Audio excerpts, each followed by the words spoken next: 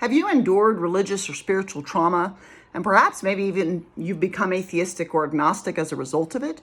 Or are you having a difficult time getting your spirituality to align with the world that you see? My name is Heather Feather. I am the owner of Rare Bird Medicine, and today's topic is true spirituality.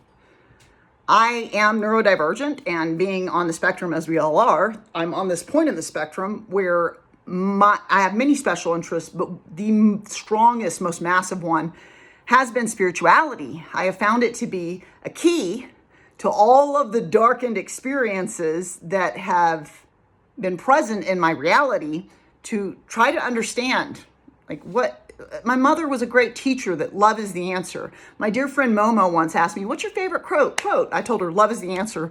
And she crocheted me a bag with that message because she's an angel. You know what I mean? It is a key message that I was given throughout my life. My mom gave me a grace that many do not face because they're given greater strife, because they face a dogmatic authority when they're developing their personality and their subconscious programming that says, I know the truth of spirituality and you will obey. This is the spiritual truth in this household, and I'm going to tell your soul what its spiritual truth is. Now, my mom was very divergent from that, in that she gave me absolute religious and spiritual freedom. And she would ask me, I would ask her spiritual questions, and her answer was always first, what do you think it is? Because she didn't want to influence my sovereign, autonomous, free relationship with my spirituality that she knew my ancient soul in a little tiny body had and was coming back into and stepping back into.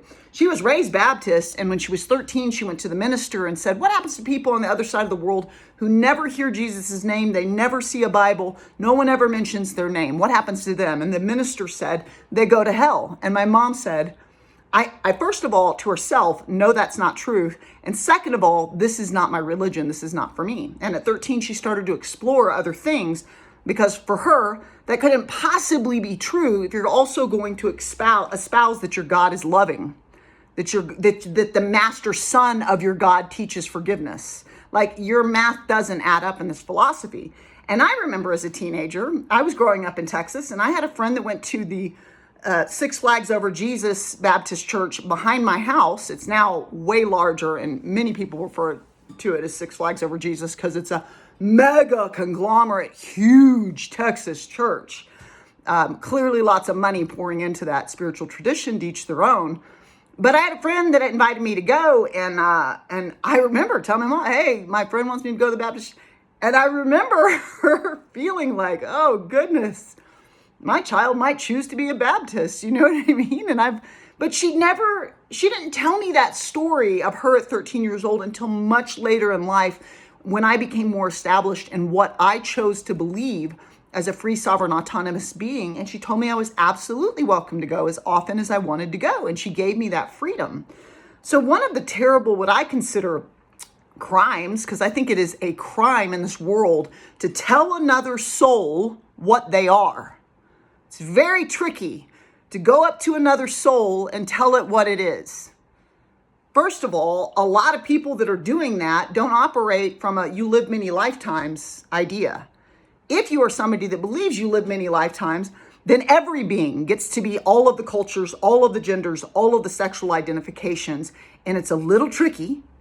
Should that be the truth? And you can definitely scientifically research reincarnation, your death experiences, all kinds of things. If you become more atheistic and agnostic and you want to be scientific about the spiritual sector of holistic wellness. Heather's always talking about physical, mental, emotional, and spiritual wellness. Physical, mental, and emotional garner a lot of attention. But spiritual wellness, it is something that often gets to be opted into while these three quadrants are barking for your attention nonstop. The physical world, the mental world, the emotional world, or something that you are invested in. And just because God doesn't necessarily come and shake your hand doesn't mean that there isn't a creator or a creative source there. Air doesn't come and shake your hand for it to be something that you breathe, but you do it every day. Divinity could be air. You know what I mean? So there are many things that we don't engage with. There's spectrums of light, spectrums of hearing that we're not involved with, but it doesn't mean they don't exist just because we're not involved with them, right? And so if you wanted to be scientific, if you've had religious or spiritual trauma, and you've become more atheistic and you've become more agnostic, or maybe you've always been atheistic and agnostic, Heather will always encourage for your holistic wellness to use your scientific mind to investigate. Look to see if there's any burden of proof around the topics of near-death experience, around the topics of reincarnation. Heather spent a lot of time at the library after my mother died in a car accident when I was 24. I spent a lot of time in the library as a general rule anyhow.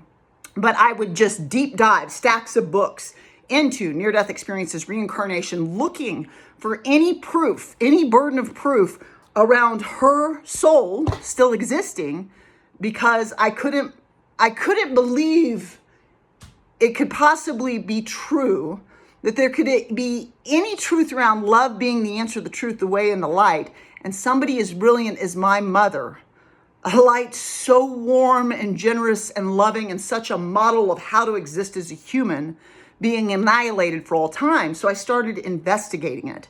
And so first, Heather Feather wants to say that it can be quite powerful to investigate spirituality. Start reading spiritual books. What interests you? Go to the spiritual section. Go to the New Age section of your local library or bookstore. Look for books that interest you. Heather's not here to tell you what your spirituality is. I am my mother's daughter. I honor your sovereignty and your freedom, but I would invite you to investigate, like a scientist, all things. Investigate scientifically spirituality and see what you come to find about what's been proven or evidenced. Look into IONS, the Institute of Noetic Sciences. Look into people that have done studies around consciousness. There is a lot of things that have been documented and studied that Heather Feather considers burden of proof of spirituality being true. For me personally, I haven't had the luxury of having a philosophy and believing Earth School is reality. And it's not a popular belief system, let me tell you what. The ego doesn't like to be told that it's not real, and it doesn't like to be told that what it's labeled as real is not real. But I grew up with this freedom of religion, reading all these spiritual texts, being neurodivergent and looking for the truth. If you know neurodivergent humans, they are some of your most honest friends. They love the truth. They don't receive feedback very well, but if you give them feedback that is true, they are the beings that'll come back and take responsibility and apologize to you. I've apologized to all kinds of lovers because sometimes I'm wrong, because Heather has her own evolution work to do. And I'm not going to sing the song of I'm a little saint that's here to correct you. If you tell me I did something wrong and that's true, I'm sorry. And I'm sorry to all beings that watch Heather Feather.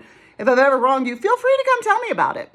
I won't like it, maybe. I won't like the feedback, but I will absolutely receive it. I will thank you for giving it. And after marinating on it, if I find it to be true, I will apologize to you. That's what I do. But that being said, what often happens when it comes to finding true spirituality is that we can often get into dogmatic belief systems that state that we are separate from others. We are separate from this gender. We are separate from that culture. We are separate from our brethren and our kin over here. Many spiritual religious people are espousing a belief system and talking and marketing and offering and extending communication around their justification and their separation. If your creator created the all, then why are you so justified in separating from what they created? If they created the all and you serve your creator, then don't you serve the all? And does your master teacher teach you to vilify and separate and string up by the toenails those that don't agree with you, to convert the heathen? Or did they espouse forgiveness, espouse understanding, espouse love, which every master teacher Heather Feather has studied? You will find quotes and evidence of them teaching about love. Doesn't matter the faith tradition. You'll find that they were teaching about love. They were teaching about communion with your brethren. This August, we're going to go through the Lionsgate portal. It is the most powerful place to elicit change every year. If you keep going in with the same energy through this portal that you've been going through, you're going to have a repeated year that you've been having. Many down here have been doing that for the past 5 to 10 years.